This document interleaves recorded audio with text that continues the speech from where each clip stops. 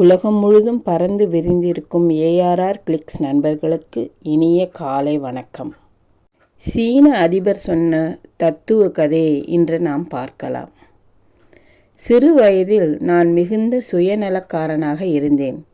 நல்ல பொருள் எதுவாக இருந்தாலும் எது கிடைத்தாலும் அதை நானே கைப்பற்றி கொள்வேன். இந்த குணத்தின் காரணமாகவே மெதுவாக எல்லோரும் என்னை விட்டு விலக ஆரம்பித்தார்கள். ஒரு கட்டத்தில் எனக்கு நண்பர்களே இல்லாமல் போய்விட்டார்கள்.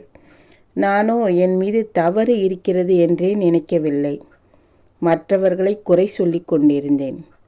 அந்த சமயத்தில் என் அப்பா எனக்கு கற்றுக் கொடுத்த 3 வாக்கியங்கள் தான் வாழ்க்கையில் எனக்கு உதவியாக இருந்தன. ஒரு நாள் அப்பா 2 அகலமான பாத்திரங்களில் நூடுல்ஸ் சமைத்து எடுத்து வந்தார். அந்த 2ஐயும் சாப்பாட்டு மேஜை மேல் வைத்தார். ஒரு பாத்திரத்தில் இருந்த நூடுல்ஸின் மேல் மட்டும் ஒரு முட்டை வைக்கப்பட்டிருந்தது. இன்னொன்றின் மேல் முட்டை இல்லை. அப்பா என்னிடம் கேட்டார், கண்ணு, உனக்கு இந்த 2இல் எது வேண்டுமோ நீயே எடுத்துக்கொள் என்றார். அந்த நாட்களில் முட்டை கிடைப்பது அரிதாக இருந்தது.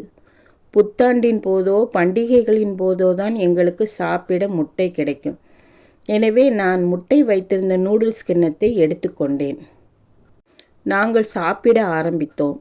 என்னுடைய புத்திசாலித்தனமான முடிவுக்கு எனக்கு நானே என்னை பாராட்டி கொண்டேன். முட்டையை ஒரு வெட்டு வெட்டினேன். என் தந்தை அவருடைய கிண்ணத்தை எடுத்து சாப்பிட ஆரம்பித்த போது எனக்கு ஆச்சரியம் காத்திருந்தது. அவருடைய கிண்ணத்தில் நூடுல்ஸுக்கு அடியே 2 முட்டைகள் இருந்தன. அதை பார்த்துவிட்டு நான் மிகவும் வருத்தப்பட்டேன்.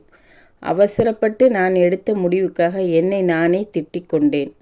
அப்பா மென்மையாக சிரித்தபடி என்னிடம் சொன்னார், மகனே, நினைவில் வைத்துக்கொள், உன் கண்கள் பார்ப்பது உண்மை இல்லாமல் போகலாம். மற்றவர்களுக்கு கிடைப்பதை நீ அடைய வேண்டும் என நினைத்தால் இழப்பு உனக்குத்தான். அடுத்த நாளும் என் அப்பா 2 பெரிய கிண்ணங்கள் நிறைய நூடுல்ஸ் சமைத்து கொண்டு வந்து சாப்பாட்டு மேஜையில் வைத்தார்.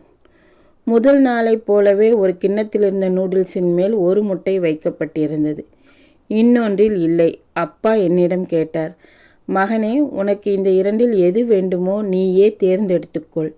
இந்த முறை நான் கொஞ்சம் புத்திசாலித்தனமாக யோசித்தேன். முட்டை வைக்கப்படாத கிண்ணத்தை எடுத்துக்கொண்டேன். அன்றைக்கும் எனக்கு ஆச்சரியம் காத்திருந்தது.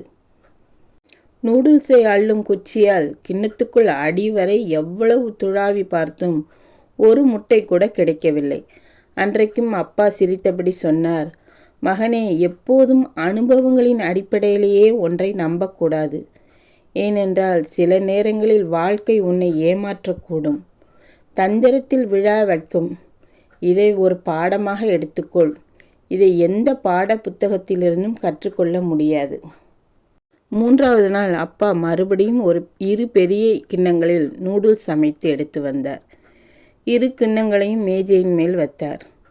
வழக்கம்போல் ஒரு கிண்ணத்தில் இருந்த நூடுல்ஸில் முட்டை, மற்றொன்றில் இல்லை. அப்பா கேட்டார், மகனே, நீயே தேர்ந்தெடுத்துக்கொள். உனக்கு இவற்றில் எது வேண்டும்? இந்த முறை அவசரப்பட்டு கிண்ணத்தை எடுத்து விடாமல் நான் பொறுமையாக அப்பாவிடம் சொன்னேன். அப்பா, நீங்கள்தான் இந்த குடும்பத்தின் தலைவர். நீங்கள்தான் நம் குடும்பத்துக்காக உழைக்கிறீர்கள். எனவே முதலில் நீங்கள் உங்களுக்கான கிண்ணத்தை எடுத்துக்கொள்ளுங்கள். மற்றதை நான் எடுத்துக்கொள்கிறேன் என்றேன். அப்பா என் கோரிக்கையை நிராகரிக்கவில்லை. முட்டை இருந்த நூடுல்ஸ் கிண்ணத்தை எடுத்துக்கொண்டார். நான் எனக்கான நூடுல்ஸை சாப்பிட ஆரம்பித்தேன். நிச்சயமாக இந்த பாத்திரத்தில் முட்டை இருக்காது என்றுதான் நினைத்தேன். அன்றைக்கும் எனக்கு ஆச்சரியம் காத்திருந்தது. கிண்ணத்தின் அடியில் 2 முட்டைகள் இருந்தன. அப்பா கண்களில் அன்பு கனிய என்னை பார்த்தார். பிறகு புன்முறுவலோடு சொன்னார், மகனே, நினைவில் வைத்துக்கொள், மற்றவர்களுக்கு நீ நல்லது நினைக்கும் போதெல்லாம் உனக்கும் நல்லது நடக்கும். அப்பா சொன்ன இந்த 3 வாசகங்களை, வாழ்க்கை பாடங்களை எப்போதும் நான் நினைவில் வைத்திருக்கிறேன். அதன்படிதான் நான் செயலாற்றுகிறேன். உண்மையை சொல்லப்போனால் நான் வெற்றி பெற்று கொண்டிருக்கிறேன். சிறுகதை பற்றிய உங்களது அனுபவங்களை கமெண்ட் செக்ஷனில் பதிவிடுங்கள். நன்றி, வணக்கம்.